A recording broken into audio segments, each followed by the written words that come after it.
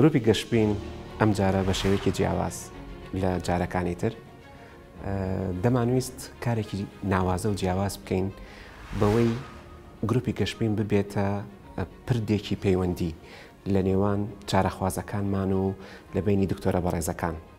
ویستمان پیاداچوونەوەیەک بکەین کە پیاداچوونەوەی 38هەمینە کە لە تاوەری تەندروستی سمارت ئەنجام دەدرێت بە خۆشحاڵیەوە میواندارێتیتانە دەکەین. تیایدا چارەخوازەکان خۆیان ئەو ئیڤێنتە ئەبن بەڕێوە، خۆیان ئەکتەرە سەرەکیەکانن، خۆیان پرسیار دەکەن. لە هەمان کاتیشا دکتۆرە بەڕێزەکان بە جوانترین شێوە نوێترین جۆرەکانی چارەسەرکردنی شێرپەنجەی مەمک ئاڕاستە دەکەن تایە و تیاشە ئێمە گرنگی دەدەینەوە بە ڕۆڵی پاڵپشتیکردنی ئەم گروپە لە ڕووی دەرونیەوە چەندێک کاریگەریمان هەبووە بە درێژایی ئەم 2 ساڵە لەسەر ئەو خاتونە بەڕێزانەی کە سوپاس بە خوددا سوودێکی زۆری هەبووە بۆیان و توانیویانە بیسەلمێنن کە گەشتبین یارمەتی داون کە ژیانێکی باشتریان هەبێت. سمارت وەرچەرخانە.